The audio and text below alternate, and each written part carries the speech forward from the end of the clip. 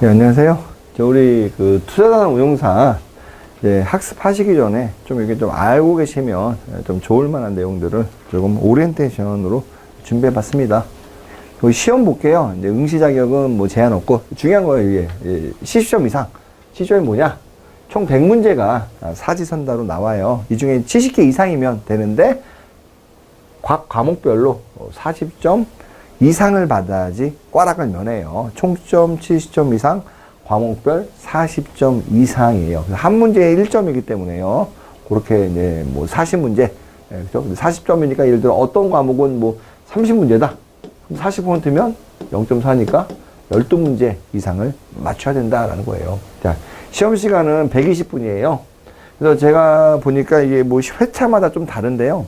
100문제 중에요. 계산 문제가 뭐 13문제 내외예요. 좀 많이 나오는 회차에서는 15문제, 뭐 적게 나올 때는 11문제, 요 왔다 갔다 해요. 그래서 보통 한 13문제 내외로 요 계산 문제가 출제되기 때문에 여러분들이 계산 문제에 대한 두려움은 조금 덜 가지셔도 돼요. 대신 우리가 이제 재무위원관리사나 아니면 뭐 금융투자 분석사, 이쪽은 계산 문제가 꽤 많아요. 100문제 중에 뭐 적게 나올 때는 30문제, 많게 나올 때는 진짜 40문제까지 계산 문제가 나오거든요. 근데 상대적으로 우리 투자자산 운용사 시험은 계산 문제 비중이 좀 낮아요. 이 시험 횟수는 1년에 3번을 봐요, 일반적으로. 그래서 보통은 2월 달에 많이 보는데 가끔 가다 뭐 3월에 볼 때도 있어요. 2월 혹은 3월에 이때 보고 6월, 뭐 11월, 어쩔 때는 뭐 12월 초에 보는 경우도 있을 수 있어요. 그래서 이거는 이제 뭐 해별로 편차가 있는데 대략 요즈음 해가지고 요때 시기에 시험 본다 보시면 되고, 뭐 한국금융투자협회에서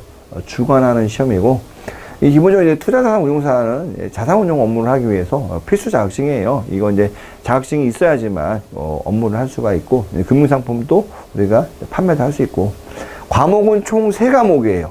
과목은 3과목인데요. 교재는 여기 강의 교재 말고 협회에서 여기서 시험 문제 나옵니다라는 그 기본서라고 하고 혹은 이론서라고 우리가 얘기하는 그 교재가 5권이 있어요. 매년 새로 발간되는데 뭐 이게 큰 개정사항은 별로 없어요. 근데 이 교재가요 5권 다 합치면 한 2,500페이지 정도 돼요. 그 교재를요 뭐 해마다 교재 금액이 다르지만 다 사면 어디 서점에서 할인받거나 그럴 수 있잖아요. 뭐 카드사 할인 뭐 그런 거 고려해도 대략적으로 한 12만 원 플러스 마이너스 내외예요. 거기에 따지면 뭐 저 교재는 우리 강의는 참 좋죠. 왜냐면 그 협회 교재를 사시고 싶은 분들은 사셔도 되지만 뭐 제 생각에는 뭐 협회 교재 없고 제공드리는 강의 노트하고 그다음에 우리 제 교재로 공부하셔도 우리가 합격이라는 목표를 달성하는 데는 제가 보기에 뭐 별 차이는 없다. 그렇죠? 그래서 지금 그러면 얼마예요? 12만 원을 절약하고 시작하는 거죠.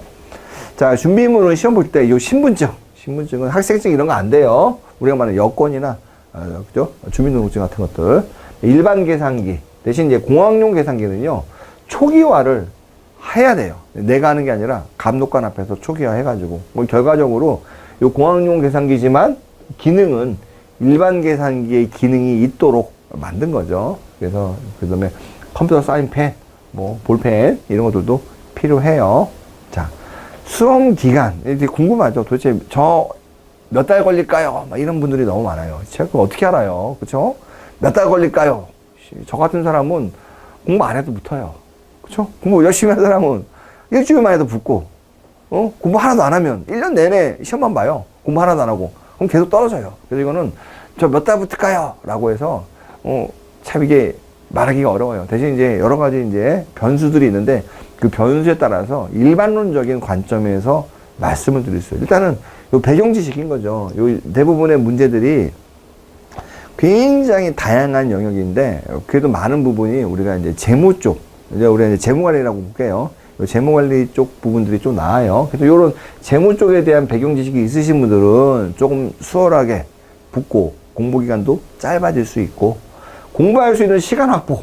그렇죠. 아무래도 이제 직장 다니시는 분하고, 그다음에 우리가 이제 취업준비생이거나 또 방학 때냐, 또 학기 중이냐 다르잖아요. 그래서 아무래도 이제 어떤 총 시간 자체를 많이 쓸 수 있는 분들은 하루에 10시간씩이나 7일 동안 공부한다.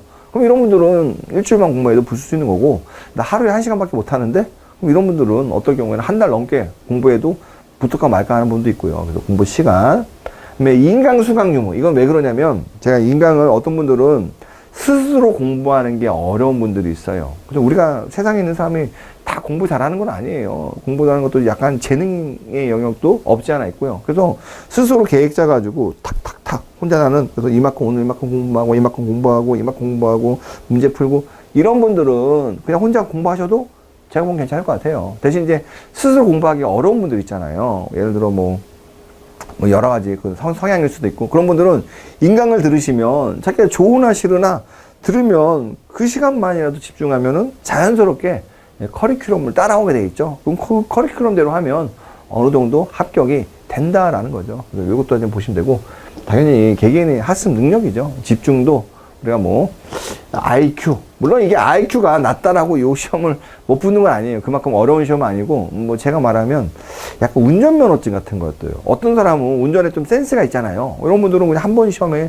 실기까지 다 붙는 분도 계시고 또 센스가 없는 분도 있잖아요. 공간 지각 능력이나 이렇게 좀 더 약하신 분들은 뭐 두 번, 세 번 떨어져 가지고 붙는 분도 계시고 얘도 이제 그런 영역이에요.